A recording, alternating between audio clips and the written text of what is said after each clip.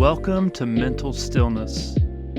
My name is Derek, and I'm excited that somehow you stumbled across this podcast. One of my goals when starting this podcast was to bring mental health conversations into leadership circles. Every podcast touches on both leadership and mental health and also provides specific next steps. And this podcast is still fairly new. I just started it last November.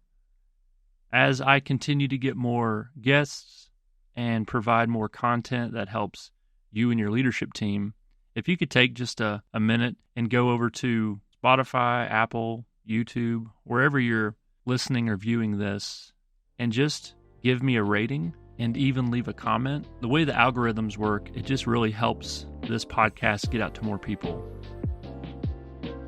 Today we get to hear from an outstanding leader named Marcus Patrick, and I just have a ton of respect and admiration for Marcus and his family. I've seen firsthand how they have really impacted people's lives, and they have a tremendous amount of influence on young people in Central Kentucky. So I hope you enjoyed this episode, and I also hope that you check out some of the amazing programs that Lexington Leadership Foundation has to offer. That being said, here's our conversation.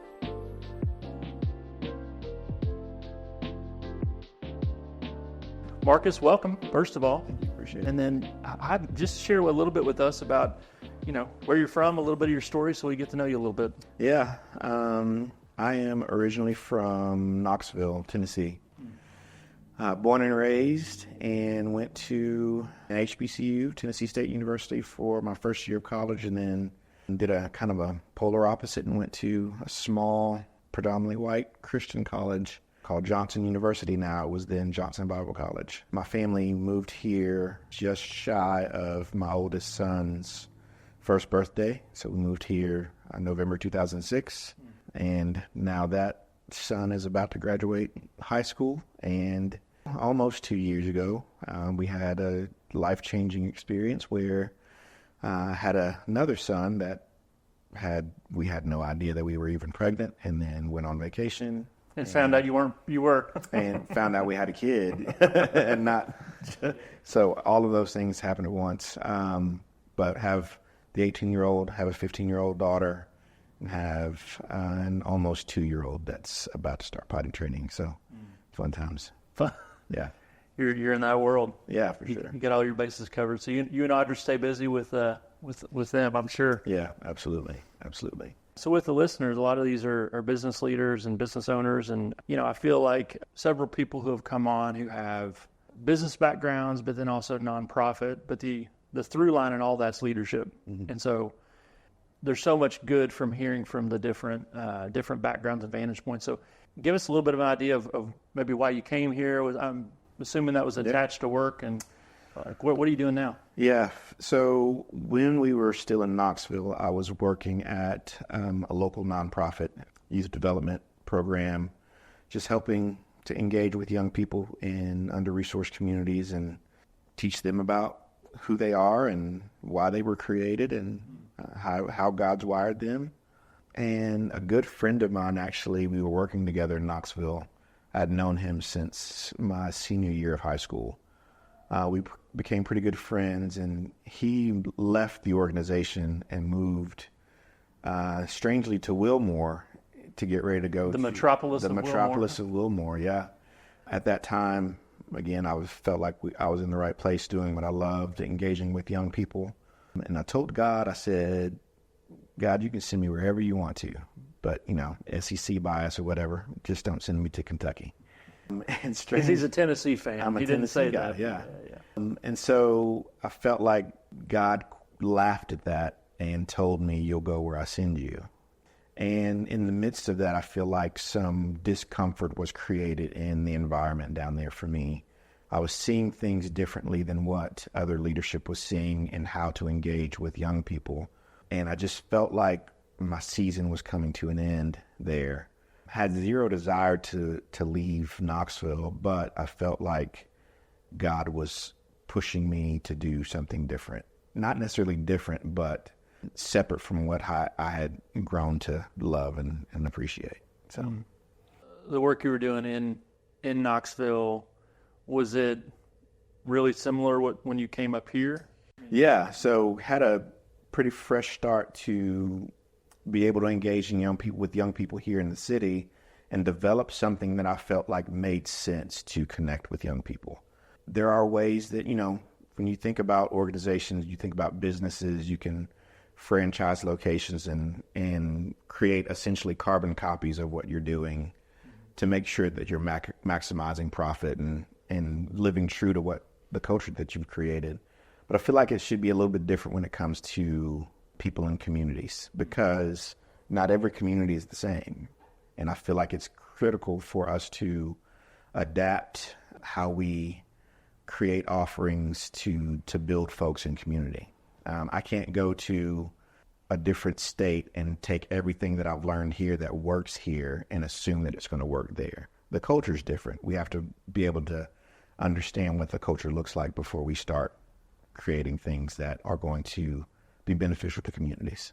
What type of leadership skills allowed you to be successful in understanding what the culture is, and then also what the needs are? From culture to culture, there's also different needs and nuance. Mm-hmm. And right. How did you do that to where you went in being open and learning that? I think the first thing we did was listen to folks that were a part of the community, listen to other folks that are engaged in that community in some aspect. And so we work with young people from elementary up through young adults and even beyond that. But when we started working with kids in elementary school, the first thing we did before we launched any after-school programs was go volunteer in classrooms, get to know kids, get to know their stories, understand where they're coming from, but also talk with teachers and talk with administration to gain understanding on what seems to be working for them. What do they feel like are some things that are missing to be able to benefit the young people that they see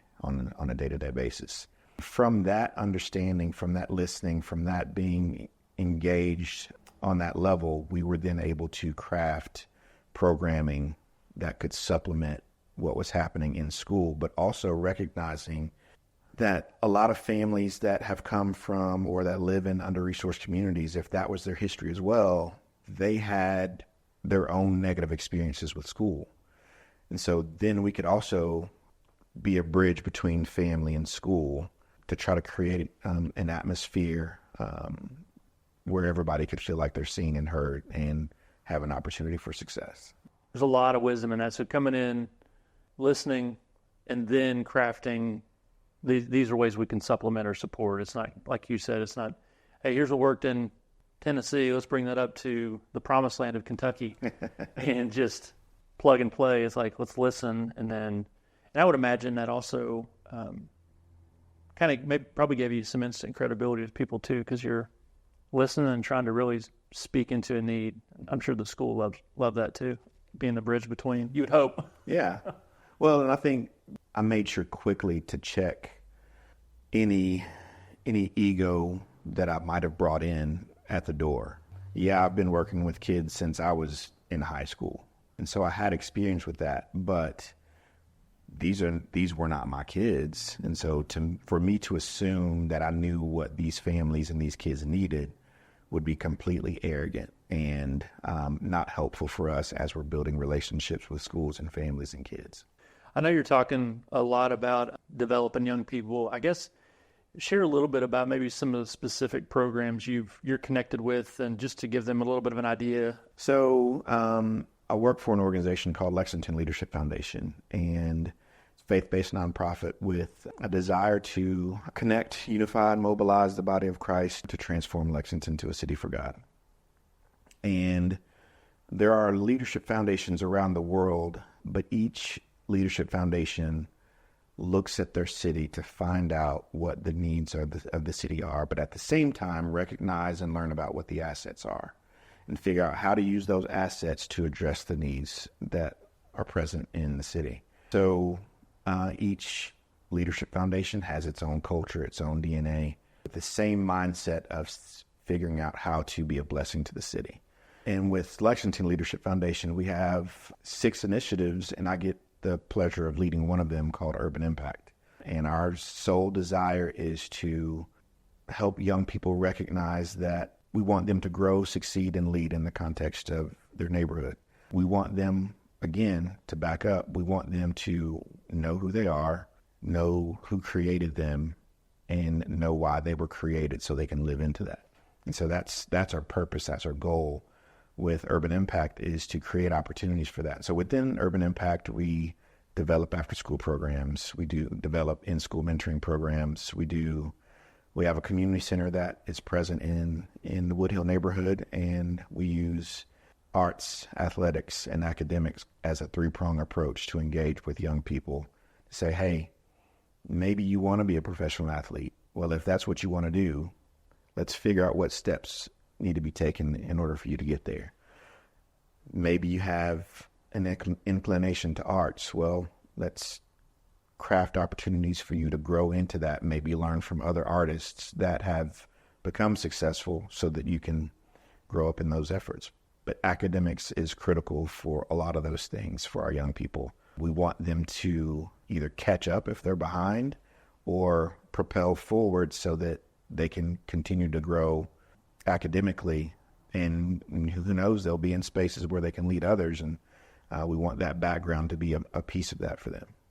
Well, and you all come in at such a crucial time of kids' development too, Mm-hmm. and I would imagine sometimes a really narrow view of like, I've got a small circle of my family and kind of what they've done, and so I guess I'll just have to step into that versus something else. Well, I think one of the key things that we recognize is we have a bad habit in this country of labeling people and creating ceilings for people based off of what they look like, what they believe in, where they come from, what their family is like, what zip code they live in. We create ceilings for young people. And what we also see is as kids develop, the older they become, the less likely they are to dream. And we want to create opportunities for kids to dream again and think about what's possible for them. And interestingly enough, I'm trying to attack the phrase at risk because we've gotten lazy with using that phrase with young people. And if we look across the spectrum of people in our country, young people in our country, every single kid is at risk of something.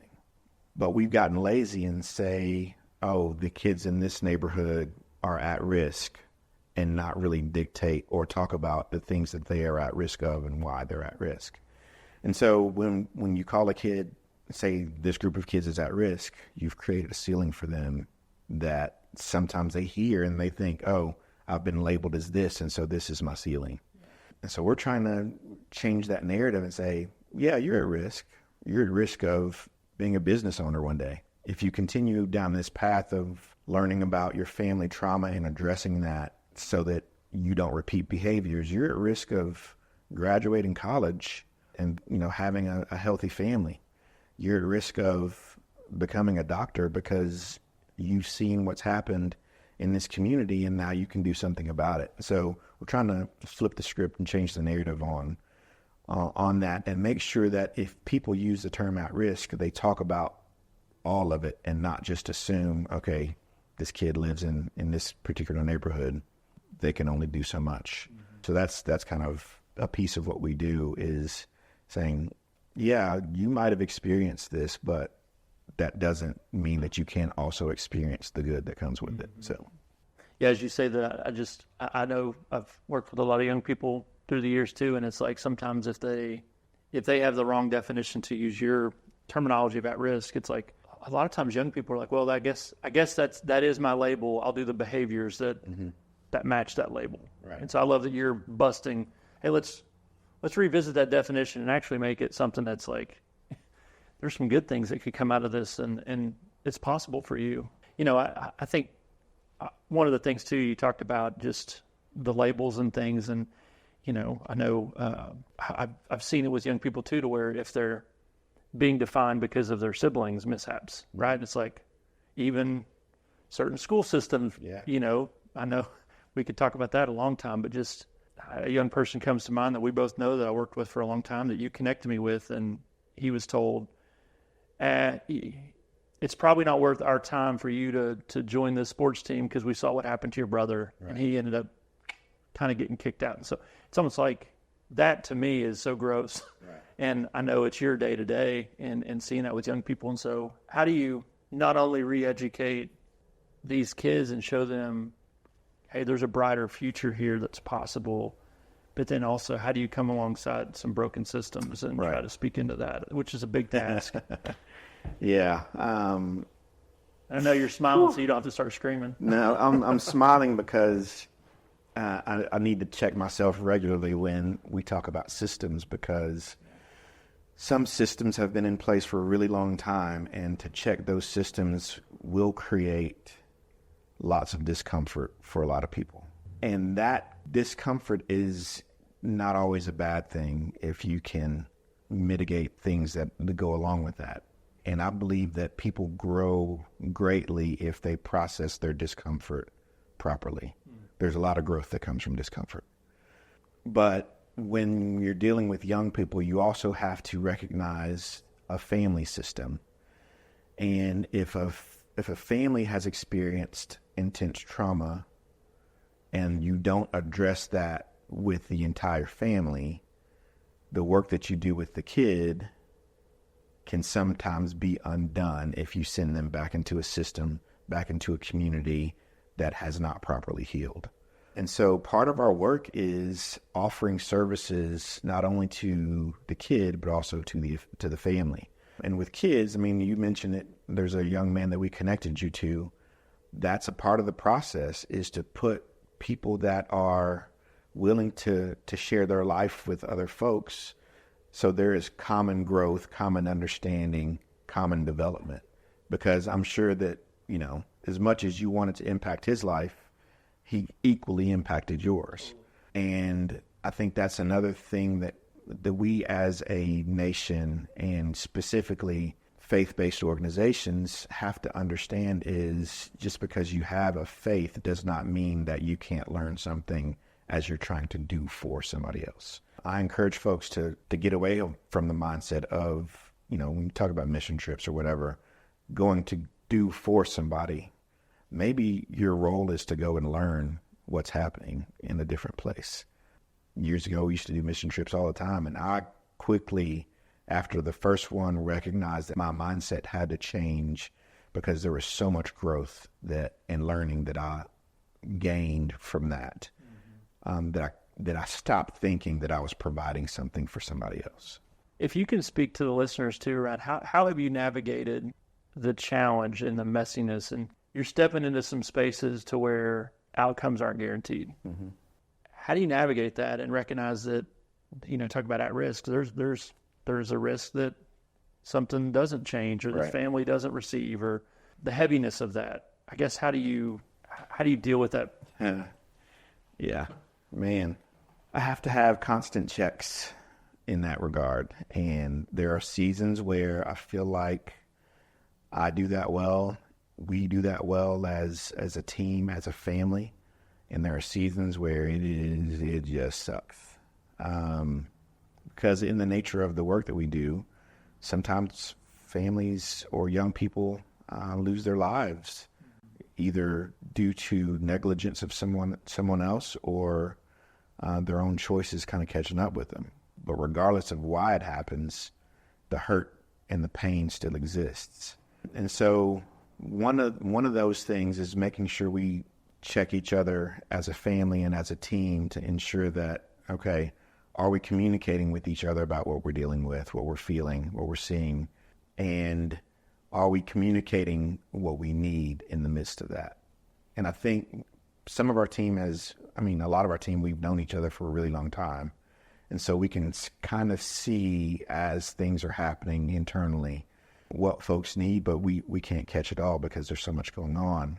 But, you know, within my family's committed to this as well. I think one of the things that I have to remind myself is I can't expect my family to want to do everything.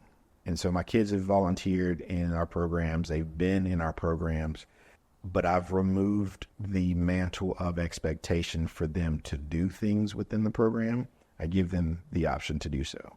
And so if they choose that, great. If they don't choose that, great, because God has wired them specifically for something, and I want to encourage them to do that. But my wife is in it as well, and it hits us very differently. And I think we have to be receptive to how we process the trauma and how we communicate in the midst of that. I'm one that sometimes I need space. I need to take a drive and turn the music all the way up and let the music just kind of massage my soul a little bit. Sometimes I need to write. I need to get my stuff down on paper and process that way. But that's what works for me. And, communicating that with my wife is critical to ensure that I'm not being incredibly irritable towards her, but I'm also being receptive to what she needs in that moment as well. Because she's concerned about me when I'm stressed. I need to make sure that I'm also giving the same respect and care and empathy as she's experiencing things in her own way as we process living in the community that we serve alongside. Through the years, you guys have strategically lived in the community you're serving, right? And so listeners, I know there's constant conversations around this of work and life balance. And I mean, that's when you're living in the community you're working and the people are next door, are like that. Is there ever like a, how do you create a disconnect when it's not a geographical disconnect? For sure. Yeah. So the term work-life balance is kind of comical to us, but at the same time, we have to always pay attention to it, because I'm quick to jump up if I hear things that are going awry in the community. It's just my nature. I run to the fire, but it doesn't always mean that I should. As we empower other folks to take on the mantle of ownership of our community, I have to trust that if I'm needed, I'll be requested. Doesn't always work out that way, and I get it. But I have to trust that I'm not the only one that cares about our community the way that we do. And so we have to continue to build community engagement where everyone understands that our goal is for our whole community to be healthy. And if I'm the only one running to it, I've not created a community. I'm just feeding my ego in the midst of that. Which is a hard thing to check yourself on. Yeah. Yeah. I mean, when you love something deeply, it's really hard to not put on a cape every day because you feel like it is your responsibility to save something. But again, go back to the mission trip idea. Our jobs are not to go into communities to save them. Yeah. If we are people of faith, we recognize somebody else did the saving. We help create the atmosphere. Everybody has to make a decision if they are going to make wise decisions or not. And again, I have to be able to trust that other folks are going to engage and step up and not sacrifice my family as a result of that. I guess that idea too of the posture of like this community I'm in, it was here long before I got here, and it's going to be probably here long after. But for this season, here's my role that I play. And, hopefully the way in which you and your family lived, has that residual impact. And you said several things, and there's an upcoming episode where I'm talking to a therapist friend of mine on trauma specifically. But, you talked about family trauma, and trauma in general is so misunderstood. We think of it as usually has a very narrow definition of what it is, and it's a much more layered, complex, hard definition. But I guess, what are some entry points where you guys can chip away at some of the trauma? The key for us is relationship. I can't assume to walk into a room and I see somebody making a poor decision that they will listen to me if they don't know me, and I try to navigate how they can be better. If I don't have a relationship with them, they don't care what I say. They don't care who I am. And so my consistency, my persistence in loving someone will create an opportunity for me to have those hard conversations, those necessary conversations. And so when you live in community, sometimes that means You're driving around and you're pulling over when you see some kids playing and just saying hi. And obviously, you don't want to look like a creeper doing that. And so you have to figure out, okay, how can you ensure that you are a safe person to them? Well, we're in schools on a regular basis. And if I see a kid a few times in school, they recognize that I'm here in a space that they're comfortable with somehow. That gives me a little bit of credibility if I then see them in the neighborhood and they're like, oh, I saw you at school. And then we can start building from there. But if they only see me once every 6 months, I'm just another dude that they don't really trust and they just see me on occasion. But that consistency of being present for them, maybe popping up at a basketball game or hanging out at the park, that consistency of being a man that is seen as trustworthy, I think is critically important. And so I want to continue to do that for them, but also model for them that I have 3 kids in my household that I want to become noble men and women. And if these kids see that I'm trying to do this within my household, and my kids see that I'm also trying to do this in the community, at the same time, we're trying to build something that is going to be bigger than all of us. So leaders listening, I think there's some key words to think about, and your context may be very different, maybe similar, but I think it feels universal to me, at least, when we talk about trying to have influence, which really what leadership is. It's influence, and so wanting to make a difference, and so the word consistency. So if you're trying to connect with a new person on your team that steps in, the relationship, I mean, that's such a good entry point of trying to understand and cultivate trust there. And so being consistent with, if the only time people you're leading hear from you is when you're coming down on them or challenging them or saying you didn't do that, like that's not going to sink in as deep if you've taken the time to kind of have that relationship. And so being consistent, being persistent, just recognizing that all of that takes place through the door of relationships. Yeah. And so that takes time. Like I think about you all, and it's like it's a long play. Yeah. Like even just, I think that has so much benefit as well when people see that, oh, you're not just here as a flash in the pan. Like this is something this is who we are, and we're here to stick around and stay. And so I just think of even just the entry point into family trauma, also just being a safe person for this family to send their oldest kid through the program, and then the second kid, and then just how many years of ongoing, I guess, influence as you guys have is pretty interesting, just because it's a calling, you know. You mentioned earlier this idea of a team. I guess, what are some of your all's team rhythms? So you stay... Team rhythms. I saw a video the day of you guys dancing outside, I think, one of your vans or something. Yeah. So I think dancing is part of it. Yeah, I mean, food and music are for sure a rhythm for us, a part of our culture. And I think we've, again, back to as you develop relationships, consistency is a key part of that. And us continually being present for the people we love and care about. And so team rhythms for us, we want to have fun.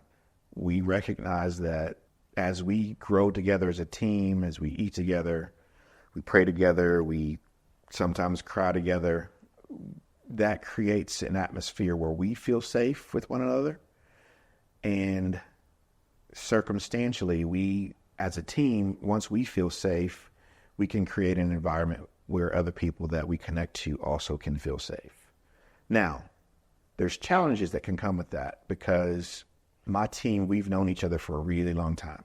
It can become hard for us to bring in other leaders, because if you've known somebody for a long time, you get used to communicating in a certain kind of way.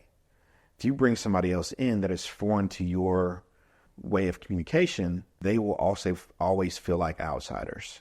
And we can oftentimes look at them and be like, they're aloof. They're not engaging with us. Something's off. Something's not right. Because we haven't done the work of trying to include them in the way we communicate and addressing how we communicate to make sure that other people understand it. And so that's always going to be a challenge when you've been in life with people for a really long time. And so we have to check that. But again, creating that environment where we include others is critical. Paying attention to the time that we spend together and just kind of build together is important for us. And so we try to get out and go to a different city or go to a different place so we can learn and grow together and hear other people's perspectives to see what can work for us once we get back home. And then just hang out. I mean, we try to build in time to ensure that everybody is feeling like they're doing what they need to be doing. We can reevaluate the work that we're doing and understand, okay, this worked for a season, it no longer works. What's next? How do we revamp or how do we retool to ensure that we're providing what is necessary for the people that we love and care about? Have some strategic time that's not just about business. Right. It's like this is about us as people. And I know that you all have some key partnerships. Even I think of the community center, and that's a beautiful building. How do you get the vision out into the community? Yeah, I think a key part of that is being able to show the successes as well as the challenges that we face. As we are doing the work of engaging the community, we've been doing it, like I said, for 18-ish years here in Lexington. We have some young people, a couple on our team that started when they were in middle school and high school, and now they have graduated college and are now serving in capacities to help raise up another generation. We have some kids in college right now that started with us when they were in 3rd and 4th grade, and we're empowering them to continue to do that. And one of our young ladies she's currently a sophomore at EKU, she sent me a picture last week of a couple of middle school girls that were in after-school programs just like she was, that were on campus. So she sent me that picture, and that was just a very cool reminder of the mantle of leadership that we place on our young people. Because we teach our kids that they are leaders when they're in our presence. And we try to dismantle this mindset of you have to reach a certain age or have this degree under your belt or this or that before you can be a leader. Like, no, we see all kinds of leaders, good and bad, from a very early age. And so we try to teach that to our young people. But as far as how do we get that vision out is the young people like that have experienced challenge, experienced trauma, but recognized how to use that as rocket fuel instead of something that's going to anchor them down. And I talked about, the growth and discomfort. We talk about the discomfort that we experience. We talk about the discomfort of families that have experienced trauma where they've lost a young person to gun violence, or a young person is involved in the justice system as a result of their choices or somebody else's choices. But those things even create opportunities for us to engage more with family and engage more with young people. And so because of that, because we can show the good, the bad, and the ugly, and how we're still creating a goal that we can achieve together, that helps present a vision that people can get behind. What would you say to kind of the younger Marcus getting ready to step into a new season of, there's this mountain or this new thing that I'm about to start, or step into a new city any kind of wisdom you feel like you could give? I mean, we get some leaders listening who you were in that season, you just got freshly promoted, you're stepping into a new role in the organization to where your sphere of influence is about to grow, and it's really easy for us to cave when we think about that, or be like, did they really know who they promoted? Did they make a mistake? And so any kind of thoughts you would speak into a young person getting ready to step into a new season of leadership? Yeah, I think it's kind of twofold when you think about challenge for folks that are stepping into new roles. One is internally, if you feel like you are not equipped for it, why? Why do you feel that way? What has created that discomfort in you to make you feel that way? And how are you going to move past that? And as you're growing into leadership and if you feel like you are called to that and you're going to be in a place where you influence others, again, when you create challenge for someone else, whether they are growing, whether they are making a mistake, what is the why with the challenge that you present for them? If you are a person that is in charge of a new 24-year-old that's on your team and they make a mistake and you try to correct them, what's the why with why you're correcting them? Do they know the goal? Do they know the end game? Do they feel like they're a part of the team and they can understand the criticism, constructive or destructive, that you're trying to present to them? Do they live into the values of what you're trying to accomplish? And that will ultimately, in my opinion, dictate how they receive that challenge. And that relational equity that you create with somebody, that can happen with presenting your goals, presenting what this team or what this family is trying to accomplish. But think about your why and think about the challenge that you're putting in front of people and why you feel the need to challenge them however way you're challenging them. If they don't feel like your intent is worth their time, they're not going to be with you for very long. And you need to figure out if it's a you problem, a them problem, or a culture problem that's been created.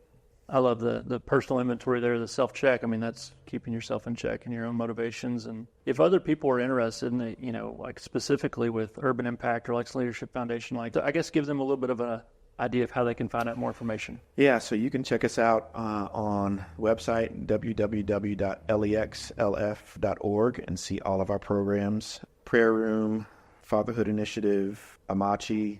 We're launching a new initiative led by a guy named Damon Mazza called Mission Increase, and then Urban Impact. But on there, you can check that out. You can sign up to be a volunteer. You can sign up to give financially and be praying for our kids and families. Find us on Facebook and Instagram and, you know, all of those ways, and just reach out and we'd love to connect. Well, thank you. Thank you for your time and sharing a little bit of your story. Absolutely. Appreciate it. All right.